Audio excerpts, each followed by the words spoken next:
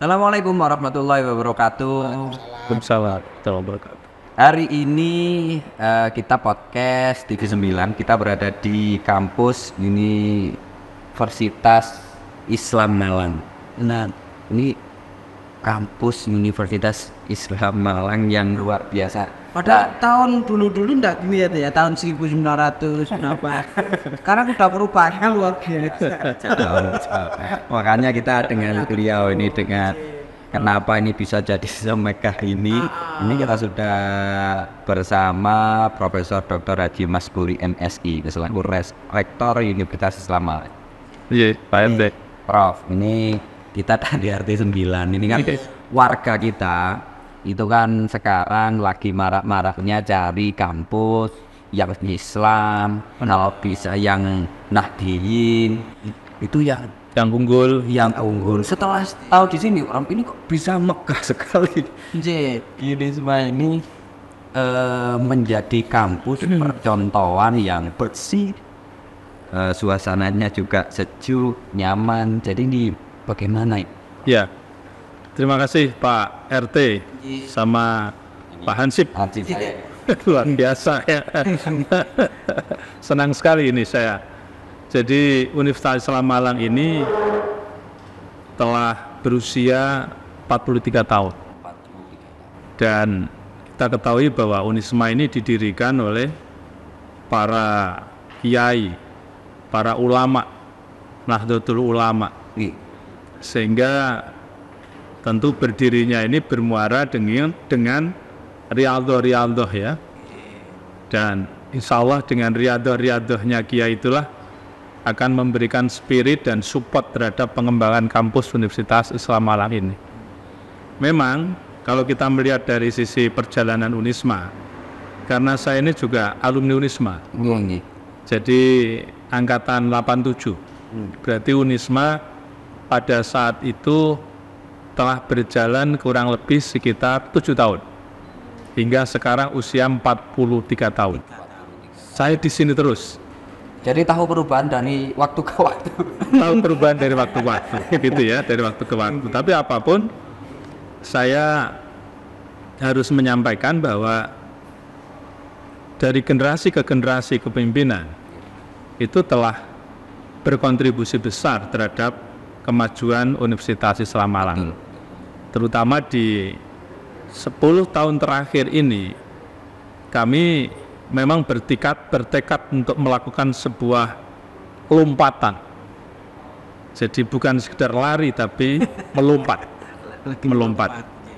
Baik dari sisi sarana prasarana fisik ya, dari sisi kurikulum, dari sisi SDM, dari sisi jejaring nasional dan internasional, dari sisi kelembagaan, dari sisi akreditasi. Semuanya kita dorong untuk melakukan berbagai macam lompatan, Pak RT. Itu kalau masyarakat itu tanya memang itu akreditasinya apa biasanya gitu. Iya. Itu kalau memang di Unisma sendiri akreditasinya, Alhamdulillah kita sudah akreditasi unggul. Jadi secara nasional, Badan Akreditasi Nasional kita sudah unggul. di atas sangat baik, unggul berarti. Iya, betul. Jadi unggul itu top lah ya, sudah di posisi top. Dan di Indonesia belum mencapai 100 yang unggul itu. Baik negeri maupun swasta. Dari 4.592 perguruan tinggi di Indonesia belum mencapai 100. Itu karena apa? Yang unggul. Faktor-faktor yang memang menjadikan keunggulan, ada nilai plus yang tentu ditentukan. Karena di dalam Badan Akreditasi Nasional itu ada 9 kriteria. Jadi misalnya tentang visi misi, tata pamongnya, SDM-nya, penelitian pengabdiannya, jejaringnya, pendidikan pembelajarannya, pengabdiannya, dan lain sebagainya. Oh, jadi jejaring itu kebutuhan misalnya di Unisma harus punya jaringan nasional maupun internasional. Betul. Nah, itu kebutuhannya untuk mahasiswanya atau memang lembaganya harus membutuhkan itu? Semua, karena begini, Unisma ini di samping akreditasi institusinya unggul, ada 13 program studi yang sudah akreditasi unggul dan A, Lalu ada 7 program studi yang sudah terakreditasi internasional di Jerman, di FIBA maupun ASIIN. Ya. Wah, saya Nah, sampai Jerman makanya kalau Nahdien seperti ini kan luar biasa. Anu tuh kampus rapi. Dan memang ini ya, alhamdulillah kalau kita sudah di tataran perguruan tinggi Nahdlatul Ulama, insya Allah kita sudah leading lah ya. Nah sekarang ini kita melihatnya adalah perguruan tinggi seperti UGM, seperti UI, ITB, IPB, UNER, ITS, Brawijaya, itu tuh yang harus menjadi bagian dari partnership kita itu. Tapi memang harus begitu sih. Ya. Memang harus menunjukkan bahwasannya Islam Nusantara yang Nahdien itu punya tempat untuk warga-warga Nahdien atau umum, secara umum warga Indonesia mengajarkan dengan fasilitas dan akreditasi yang di atas sangat baik, Pak. Itu sudah dengan jejaringnya. Ya itu tadi, bukan sekedar jejaring tapi akreditasi internasional.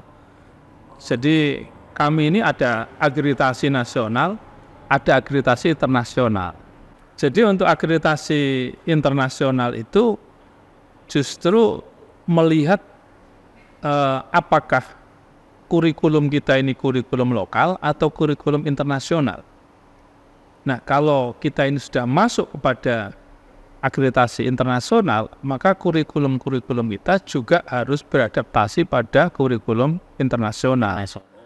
Artinya proses pembelajarannya juga menggunakan bahasa Inggris, menggunakan bahasa Arab, ya.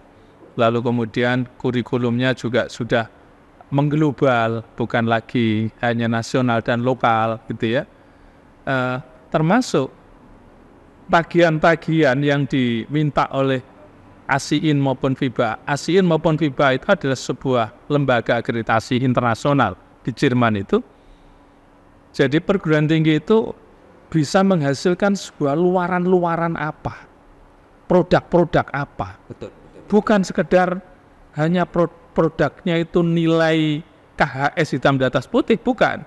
Ya, produknya itu Pak Ansip ya, ada seperti obat-obatan, kemudian pupuk organik ya, atau juga ada yogurt, ada keripik, ada kerupuk susu, ada dodol susu, ada juga pengembangan peternakan, pengembangan pertanian, itu semuanya harus ada produknya. Maka Unisma ini di samping juga mengembangkan intelektualitas mahasiswa, tapi juga mengembangkan skill dan bahkan mengembangkan jejaring, karena kita ini jejaring kita dengan dunia usaha dan dunia industri.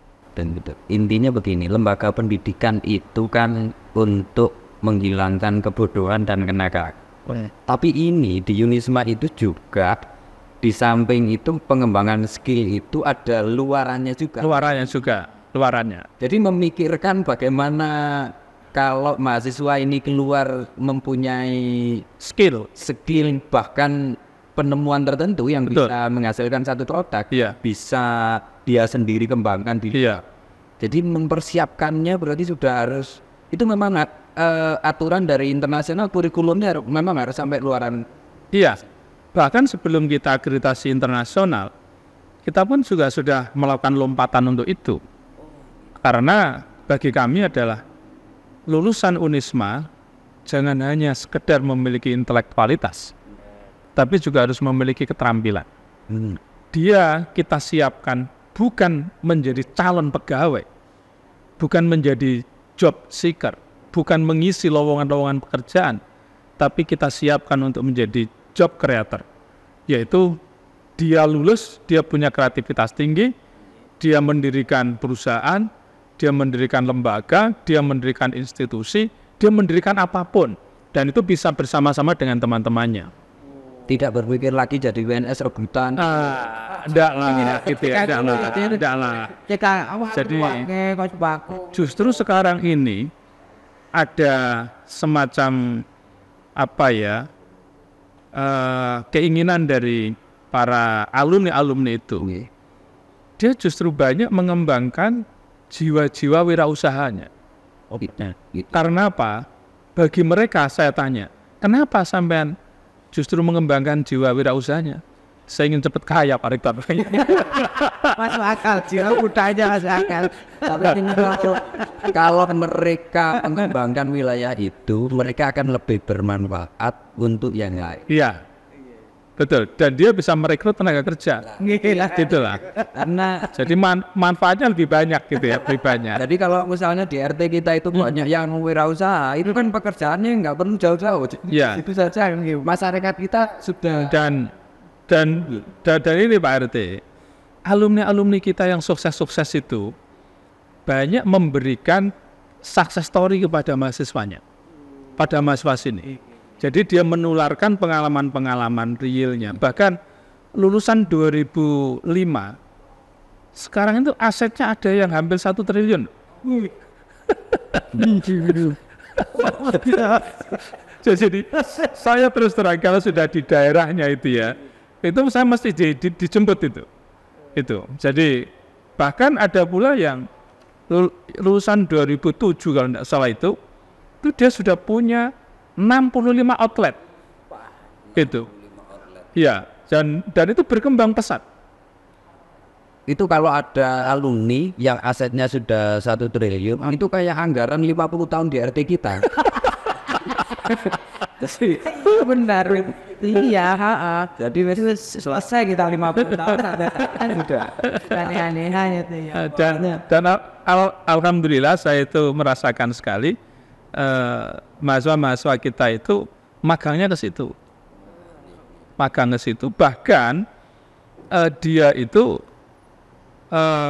saya memberikan satu nama begini, kuliah tanpa biaya. Jadi karena mahasiswa itu pada magang di situ, lalu kemudian magang itu juga digaji oleh mereka, sehingga gajinya itu untuk biaya. Jadi tidak minta ke orang tuanya, maksud saya gitu ya. Kalau dulu kita magang itu biaya sendiri. Biaya sendiri. Ini dapat gaji. Dapat gaji, betul. Makanya ini kalau yang penasaran, nanti kita akan tanya-tanya lagi, Prof. Baik. Bagaimana nanti kalau yang kurang mampu memang dan takdirnya memang kurang mampu dan kepinginnya kuliah yang bagus seperti ini di Iya. ini bagaimana? Kita tanya-tanya nanti, makanya tetap di podcast TV Semil.